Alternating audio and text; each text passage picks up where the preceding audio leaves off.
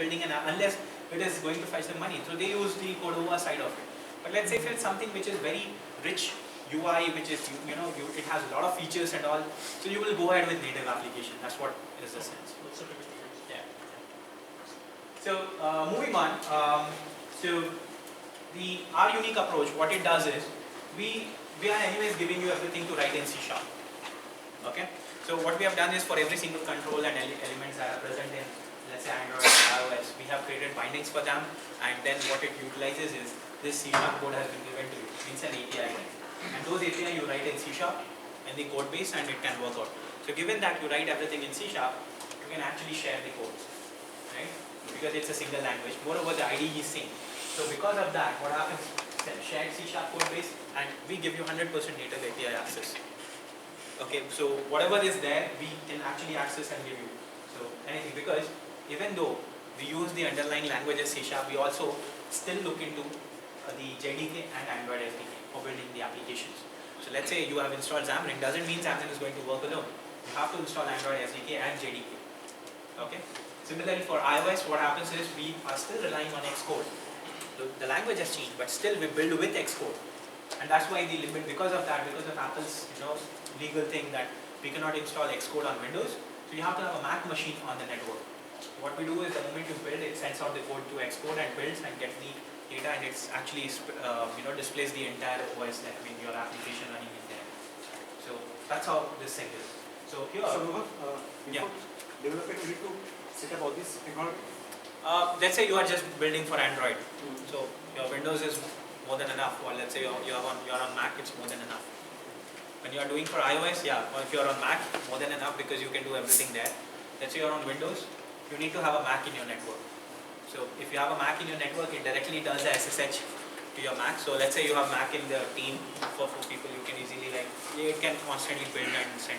You don't have to go and sit on Mac. Even while testing out, we have something called an iOS simulator, which actually starts directly on Windows and actually shows whatever the content is happening on the iOS simulator on your machine. So it actually runs and shows you everything. And it takes in all the things like gestures, inputs like touch and all. Even though Mac is not touch enabled, but the simulator, let's say my laptop, let's say for example, is touch enabled, it actually takes all the touch gestures and everything and works out. Is it where there are cloud Macs only we can do that? Yeah, you can. There's something called as cloud on Mac, or sorry, Mac in cloud or something. But I mean, the thing is we cannot guarantee in terms of the lag that happens. Yeah. You're telling that 100% Native APIs. supporting APIs. Yeah. So iOS APIs are different and Correct. They both are different. so when you're supporting even the APIs at the end, whatever you get will be different for iOS and Yeah, obviously. they will be different. So when It's not same. They will not become same. Okay, so when it is different, you need to maintain two separate projects and then Yes. In one solution, you have multiple projects. But what happens is, here we write a shared C# code base, this entire thing. that Okay. comes So yeah, I'll show you. So generally, what happens? Let's say if you have heard of, you would have definitely used a class library, for example, right? There's something called portable class library. Okay. So what you do is you write the code base in that. Let's say for example, you are trying to use a web client. Okay, make a request and get the data. Let's say, just assume that it's a weather app and you are trying to send the data and fetch the data. What you do is you write the entire code in PCL. Your entire business logic is sitting in PCL. You don't have to write in iOS or Android. But UI-wise, they have to be built different separate UIs among all these platforms. Okay, so that's the Xamarin's unique approach. There's another approach as well. Okay, so this is one approach wherein, let's say you already know Android, you already know iOS, or probably in your team somebody knows, so you can use, because we also support storyboards, we support the same Android layout, which is XML files, so we support all those things here. Okay, the same ways. The only thing that changes is that when you come from, like how in Java basically, the semantics for typing, like the functions and all, camel casing and all, we use Pascal casing, we have the functions name using with capital letters, and let's say where in case of Java you have something like .get text, .set text and all those, we have the getters and setters as auto initializers here, right? So those things are advantages that you get. Moreover, not only that, Xamarin also allows you to use the .NET, whatever the experience you have. Let's say you want to use LINQ, you can use it. Want to use Lambda questions, you can do that.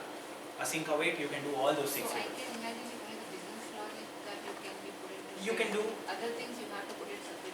Yeah, other things you have to put it separately. Okay, so that is one thing. And then the other part is Xamarin Forms. So because everybody was saying, okay, we are writing, we have to still do the UI separately. So we came up with Xamarin.Forms. So Xamarin.Forms allows you to write even the UI in PCL. So you write the UI in one way, and that UI can actually sit between them. So your application, you don't have to touch the Android iOS projects at all. By default, the app starts, let's say Android starts from main activity. So when the main activity starts, it goes inside it and it launches the Xamarin Forms from it. And it directly navigates to Xamarin Forms page. You won't feel the difference. But for the code-wise, it actually launched into Xamarin Forms and you can utilize doing it there. So Xamarin Forms is something like, it allows you to write complete UI code also. So you can do it with C# code, that's backend based. Or if let's say you have experience with XAML, so using view model and all those things, so you can utilize the same thing here.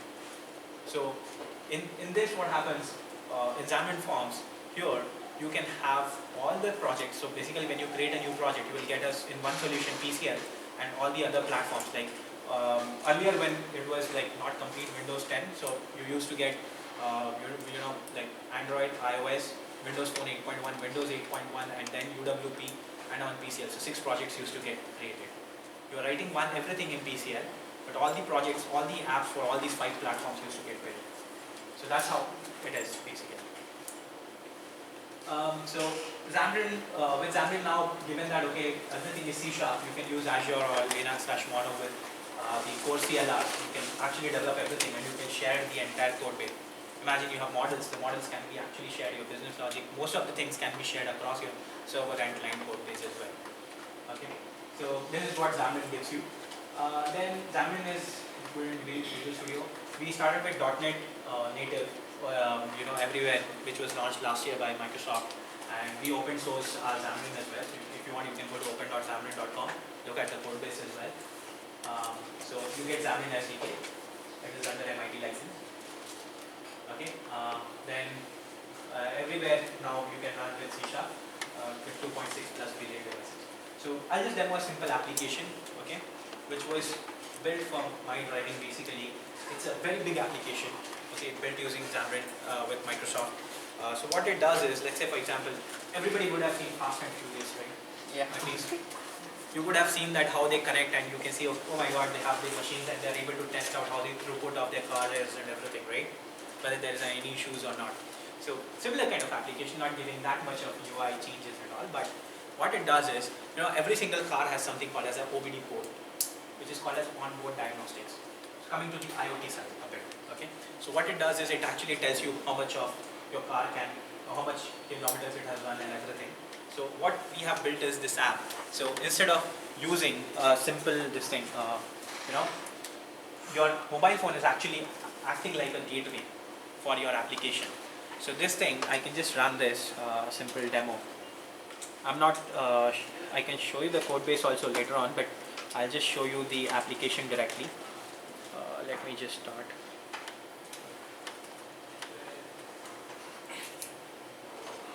Okay.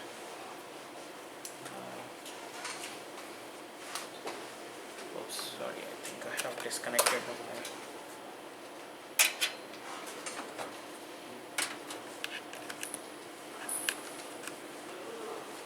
Even all the Indian cars have this OBD Yeah. port, and you can buy this small device online, which you can plug into your port.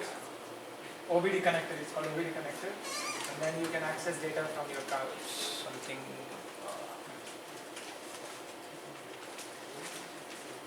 Okay, what you are seeing here, it's a simple application, which is, this is also available in iOS as well. Okay, so this is a simple application. I hate this. Okay, so Visor actually gives display some ads. So you see, like, get started, Bluetooth. So it connects, your phone can connect to Bluetooth, okay, with that OBD device, and actually it can record all the data. So I'm just running here on simulator. So let's say skip auth. So you can log in with whatever indication mechanism you want, and so let's see if it can detect where I am right now. It depends on a lot of things, but so see, like, it is able to detect, right? So I can set record. So I can tap on that, and here, okay, so it tells me, see, OBD unable to connect to an OBD device because it's not available here. I can use simulator, okay, and what it is doing, you see, and I can go ahead.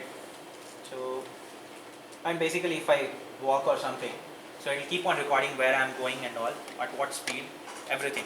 Okay, generally on iOS, if I run it on simulator, you generally have the option of setting where exactly I'm going and all.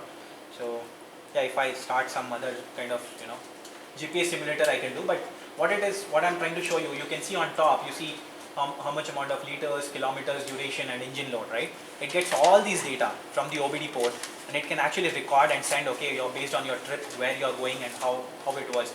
Now imagine you have a driver, you have hired a driver, you want to know how exactly he is riding, okay, how much of fuel he is burning and everything, you can actually record and you can get to know about this.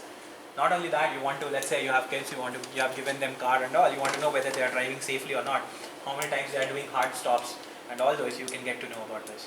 Okay, so it gives you a complete analytics on that. So if I stop this, I can give the trip name and everything, and it can give me the trip summary and all those things.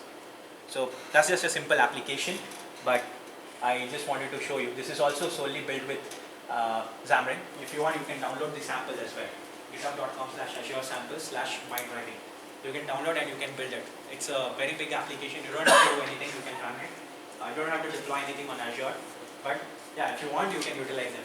I've even heard some companies utilizing the same thing and started a separate company which is actually giving it off to buses and all, so they can record it based on how their drivers are going. Yeah, I've heard that. Companies started doing that. But yeah, it's as long as it's open source, people start doing that.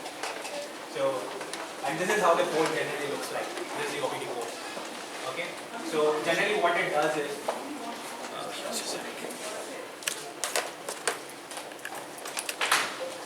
so all that does is that, it's like your OBD sensor is connected to your port and your phone is acting as a field gateway. After that, this is all the things that are there in Azure right now. So you have storage, you have HD inside, you have SQL data, you have Stream Analytics, which is actually basically taking in the data and sending to Power BI, which can show you real-time database, as a dashboard, what exactly is going on. You have machine learning to understand, okay, which route was taken earlier was good, and all those things are there.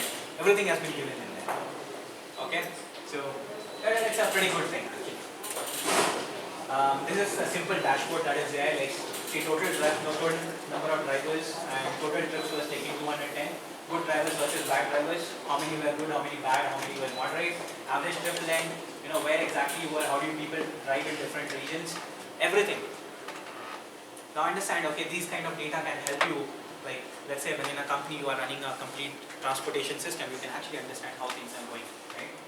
So that's how it is. So how Xamarin works, you have the APIs, system.net, system.io, all the system levels that you can see, and on top of it, these extra APIs comes in, like Windows. Similarly happens with iOS, the Maps Kit, UI Kit and all, and in terms of Android as well. Various other APIs is just something that we are showcasing. Now coming to the point of, so basically we say anything you can do in Objective-C, Swift or Java can be done C# and Visual Studio with Xamarin. So they have been always up to date. Almost same day support has been given for iOS. Like historically, that's what we have been. If let's say morning like 10 AM iOS something was released, if by evening you will get an update which is given you with the same day iOS, whatever the latest update has been there. Okay, and similar goes for like Android, but Android, the thing is like now they have started with the beta, but earlier beta was not there. So anyways, not everybody actually updates to not everybody actually goes ahead and update their Android. You don't get an Android update immediately. It takes almost like by the time Android O comes in, I'm pretty sure most of us will start getting Android, right? So that's what happens. But anyways, point is we also support anywhere where you can run Android and iOS. So let's say you have used Apple Watch, Apple TV, Google Glass, Android Wear, Amazon Fire TV, whatever you can think of, we support everything. Not only that, you have the like I use Microsoft Band, so Band also is supported. Your Apple Watch, everywhere you can deploy using Xamarin. So you can write the code like that. So this is how a portable class library looks like. You can target whatever is there, and based on that, the code that you're writing can be run. You can use your NuGet packages based on Xamarin Studio or on Visual Studio. We also have shared projects, and now although we have not yet updated, but based on .NET Standard has come, right? So slowly those things will also get migrated to .NET Standard, so that everywhere it can be shared. This was just a simple code sharing stats, like for example iCircuit and dash drop. Imagine like, okay, the code base is like 90% of code share was done on Windows, 88% on Mac, iOS and Android. So with Xamarin you can even create a Xamarin.Mac application. So that's their proprietary application that runs on Mac machines. So even those applications you can create with Xamarin. So they have all those things which, then just a code sharing starts telling you that, okay, there are features which can be shared across, which might not be available to different platforms, hence the number is going up and down. But platform wise, the entire 100% code was shared. Then this was a simple application which was built by us, by one of our developers like James Montemagno. He developed something like called as Evolve. Okay, it was a very big conference which was done last year. This was an application. It was developed completely using Xamarin Forms. You see it's running on Surface, on a Windows 10 device, on an iOS device and on Android device. Everything in one single code base using Xamarin Forms. So now what do we give with Xamarin Forms? We have 40 plus pages, layouts and controls, two-way data binding. So basically it utilizes the MVVM framework, navigation, animation API, dependency services, messaging center. So going to pages parts. Generally in pages we have a content pages wherein you can display the content, whatever is there. Then master detail is like a hamburger menu kind of page. Then you have navigation pages. You would have seen you tap on a link and it immediately slides to other page, displays when you hit back, when it comes back. So that kind of page is navigation, then tabs, then browser pages. And similarly on the layout side, what we give is stack layouts, absolute layout, relative, grid. Then again a content view, so you can have multiple views for one page. Then you have scroll view, with all the scrolling and then a frame. So layouts are something which one can go on one another. Like one stack layout can have one stack layout like that. Controls, there are various controls we have given. So these are just few of the controls that we have shown. For example, here you will see that there is an example of entry. Because we use for entering data, so we have given entry instead of calling it as a text box. Reason being, we did not want to have a text box and then again one more password box. So we give entry. Entry has just a boolean field saying this password, and you set it to true and it becomes a password box. You can customize the the masking character that you want to use, and it becomes completely acts like a password. Okay, so like that we have various of the controls that are there. So currently on third-party tools we are supported by these people. Then this is a simple example of Xamarin Forms. If you see here, okay, you can look at the UI, right? So in the UI part, you will see the first line is a text box username, then second one is a password, and third is a button, right? But look at the UI, okay? On the bottom, iOS always has tabs at the bottom, natively. Android has tabs on the top. And this is an older UI of Windows Phone 8 and 8.1. So Windows Phone 8 and 8.1, before UWP came into picture, they didn't have tabs in there. So what we gave is pivot tables there. Okay? So how it happens is, this is the entire code which is rendering this UI. This is what the code is. If you look at it, all I'm telling is I have tabbed pages.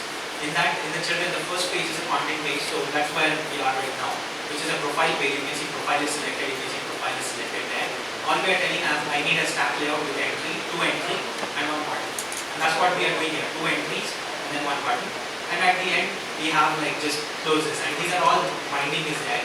So if those who are familiar with, let's say, MVVM concepts like WPF or other places or any other, so you will see that binding has been done, and that's it. But UI, look at how simply, with just one single page of code, you can get the same UI in Android, iOS, and other platforms, right?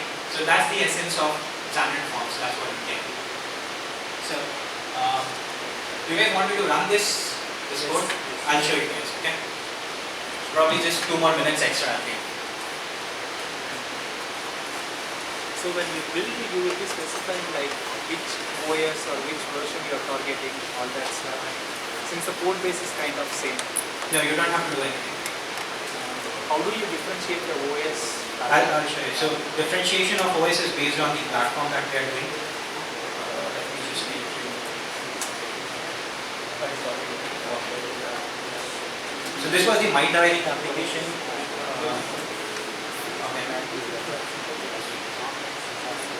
This was a simple MyDiary application. This was the ones which are actually completely shared, and this is how the application was. I'm just showcasing. This is just for MyDiary. But anyways, let's start off with how you do a simple Xamarin Forms application. So this is VS 2017 which I'm using. Generally all we do is we go to File, New, project. And if you have like Xamarin installed properly, you'll start seeing the templates like Android cross-platform and iOS. So this is where I have. So you can see Android. So we have various Android templates. If you are just developing for Android, so blank app, WebView app, whatever kind of app you want. For iOS also, we have the iOS application. So you can select Apple Watch, you can select extensions, you can select the blank app for iPad, for iPhone, and similarly for universal means iPad and iPhone both. And then if you select cross-platform, this is what I'm going to do. So I can select cross-platform app, Xamarin Forms or Maker. And let's say I'm just going to start off with this. I can just enter okay. It is going to ask me if I want a blank app or a master detail, and if I'm using UI technology as Xamarin Forms, or I'm using PCL or something. So I can select blank app, and I want Xamarin Forms with PCL, and hit select OK. So what it will do is, it will just go ahead and install NuGet packages, which is Xamarin.forms. When you install Xamarin.forms, it gets installed in all the projects in the solution, and with that it initializes, loads these Xamarin Forms packages. That's all it does, and you'll see that how simple the code becomes. So let me just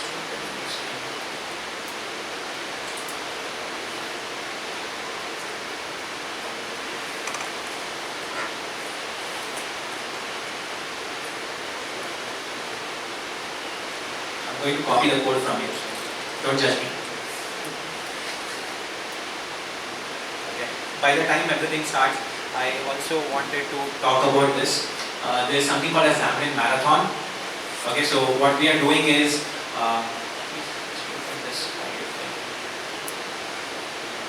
okay, so this is something that we are doing as part of Microsoft initiative for folks to start learning on Xamarin.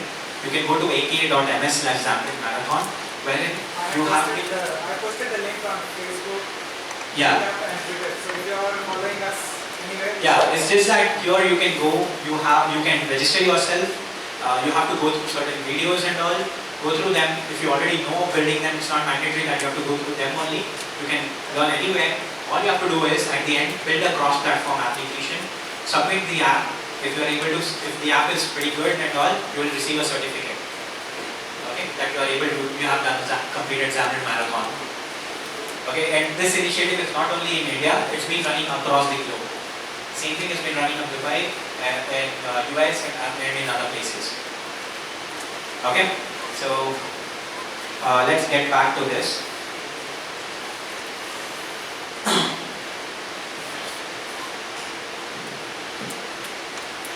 So this is how it's still adding, yeah. So you see, like generally when I add the solution, when I create, okay, all it has done is it has added a portable class library. It has added an Android project, an iOS, and a UWP project. And let's say how the app page looks like, the app.xamarin.cs, this is where it sets main page equals to app1.main page. It means whatever it is initiating from main page. Now let's look at the Android. The structure, those are Android developers can see, the structure is almost similar. You have the resources folder, you have the drawables where you can drop in all the icons. You have the layout, you can drop all the XML files, means XML files basically. Values wherein you can add all the things.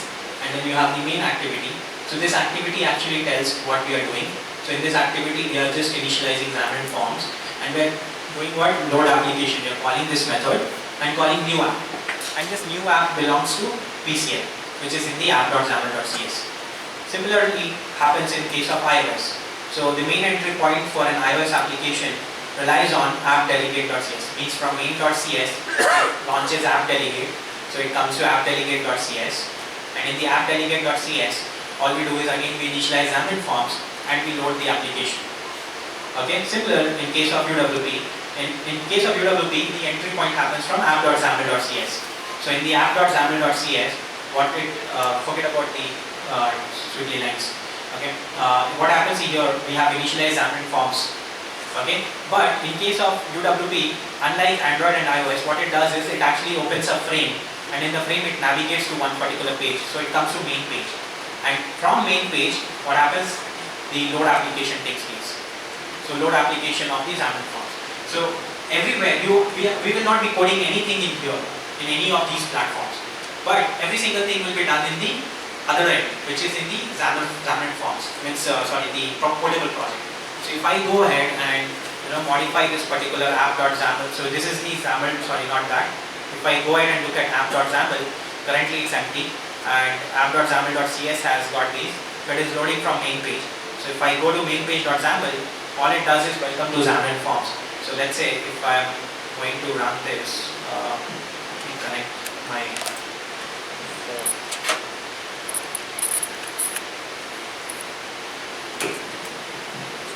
So the moment I connect,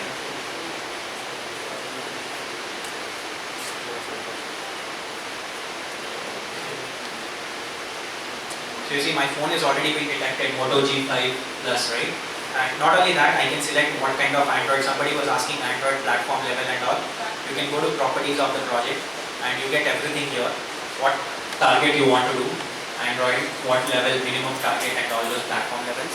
You can select, you can open even Android SDK. You can see Android SDK Manager, emulator, everything is sitting here because it meets all those. For iOS, it connects to Mac. I haven't got my Mac today, but that does everything. You have the Android manifest where you can select what all permissions are required, what is the name, package name. You can give everything here. Okay. And similarly for iOS also, whatever settings are required, it has been provided. So let me try and run this application on my phone. So let it start. By the time, let me go to the whole base of it.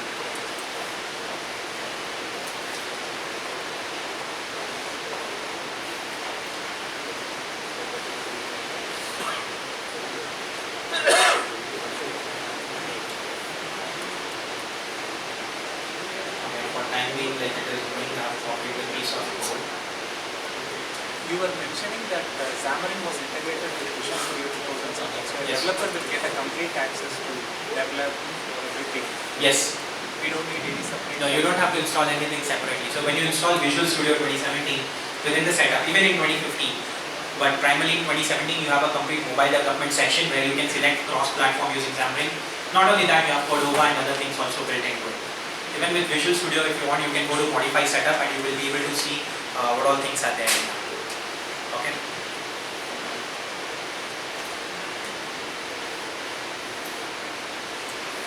So this was the application that started actually. So like it shows welcome to Xamarin Forms, whatever the text was written.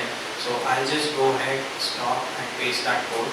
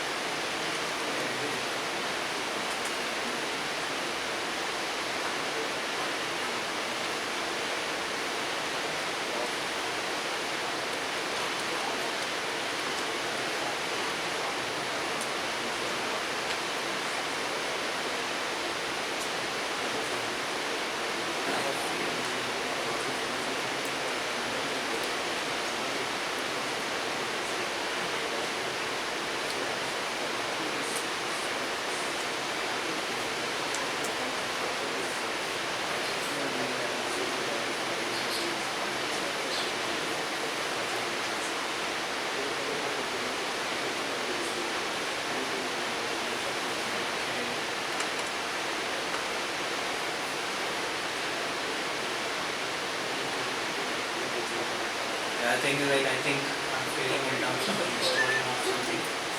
So anyways, yeah.